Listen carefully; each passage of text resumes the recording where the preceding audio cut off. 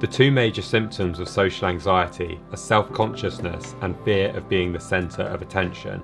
Any social exposure activity we do that reduces one of these variables will decrease the other one too.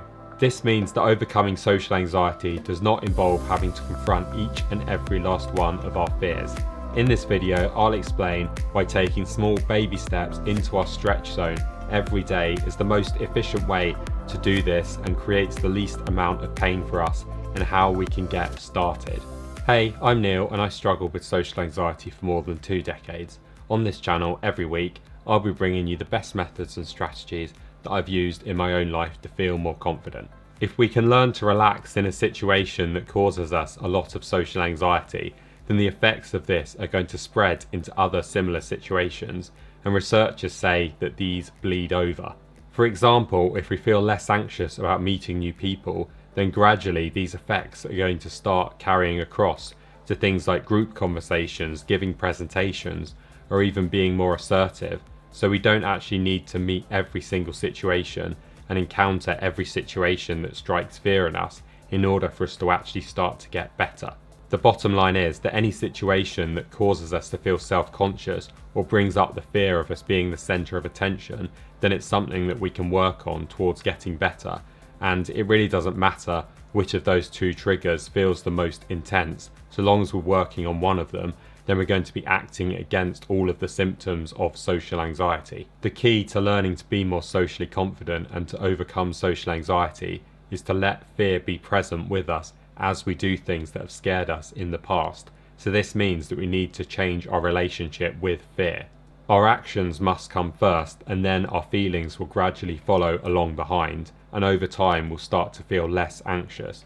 But this doesn't mean that we need to flood ourselves all in one go so that we end up burning out. Every time that we go into that stretch zone and do something that causes us just a little bit of social anxiety, then we're flexing our courage muscles in order to get better.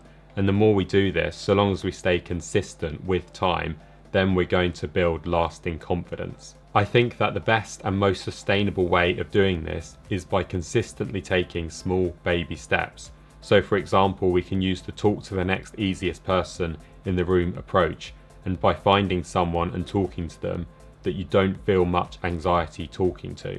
Whatever environment we may find ourselves in, we can always be looking around and thinking about a small thing we can do to challenge ourselves. So if we're not talking to anybody at the time, we can think about who we find the least intimidating, just somebody that causes us that little bit of anxiety, and then go over and try and strike up a conversation with them.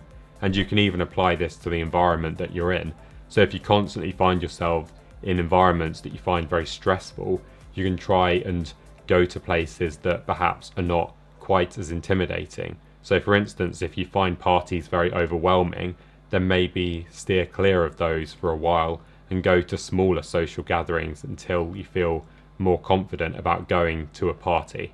The process goes something like: talk to the next easiest person in the room, repeat this until you feel little to no anxiety talking to them, and then move on to the next person that you find easy to talk to. Say for instance, talking to people that have a high level of authority feels quite intimidating to you right now, then pick somebody else that doesn't make you feel quite so anxious and go and speak to them, and then just keep on repeating this process with other people. And then one day you may feel bold enough to go and approach the people that in the past have made you feel quite anxious, who may be in positions of authority. Sooner or later, talking to people like that is just going to become a natural progression.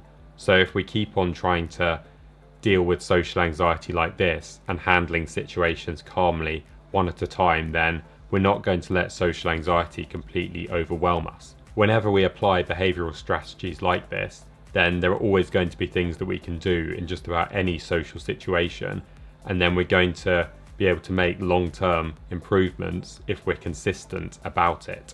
The talk to the next easiest person approach can be used in nearly all areas of socialising, and we can use it in our day-to-day interactions to gradually change our behaviours. Say for instance, in group conversations, if we'd normally hesitate and not open our mouth and allow the moment to pass without saying what we actually wanted to say, then we could practice just speaking up gradually and saying more and more over time. And in one-on-one conversations, if we'd normally spend most of our time listening, then we could try and gradually open up a little bit more over time and say more and more and reveal a bit more about ourselves. And we could even do things like making more eye contact. If that's something that we like to avoid, then we could practice just gradually looking at the person we're talking to more and more, instead of maybe looking down at the floor or away from them, because it makes us feel anxious. We get better by gradually expanding our comfort zone, not by just taking one big leap and trying to break out of it all in one go. It's the little things, the small things we do on a day-to-day basis that will add up to big results over time. When I first started working on my own social anxiety difficulties, I remember having a one-to-one call with the host of a group online course that I was going to join, and I didn't even turn my camera on because I was too nervous. I think at the time I just pretended it wasn't working, but that was a while ago now, and since then I've been to lots of different public speaking things, improv things, done lots of stuff in real life, and I've just gradually pushed myself to the point where just by constantly speaking up and volunteering to do things and just having my camera on, I've just got so used to it that now I even host my own events, and I've started this YouTube channel as well, and this has all just come from taking small little steps over time rather than just trying to take one big leap. If you get into the habit of taking these small baby steps in your day-to-day life and being proactive about social situations, then you're not going to need to organise everything neatly into one nice hierarchy, and the bleed over effect will take care of the rest, and it will spread over into situations that you perhaps haven't done, and you'll just become a lot more confident overall without all of that extra faff. It's not going to be possible to organise each and every social situation that causes you anxiety into one nice neat list, because that could take an eternity and it's always going to change. You're always going to be wanting to update it, and you can just lose your mind obsessing over that kind of thing. It's much better to just try and go and meet situations as they come one at a time and deal with them, and that way you'll get better. You'll never have enough time to be able to address everything on your list because the possibilities are endless, and in reality real life social situations are far too spontaneous to nicely fit the confines of a hierarchy. So you need to just get into the practice of meeting situations as they come calmly in your day-to-day life, and then with time you'll start to get better and better. If you'd like to take big steps towards overcoming social anxiety, then I run weekly online practice groups where you can practice being confident in a safe environment and gradually ease your way out of your comfort zone. I'll put the link down in the description. If you want to watch more, then click here to check out my latest video. Thank you so much for watching. If you found this content valuable, then please hit the like and subscribe button, and I'll see you in the next one.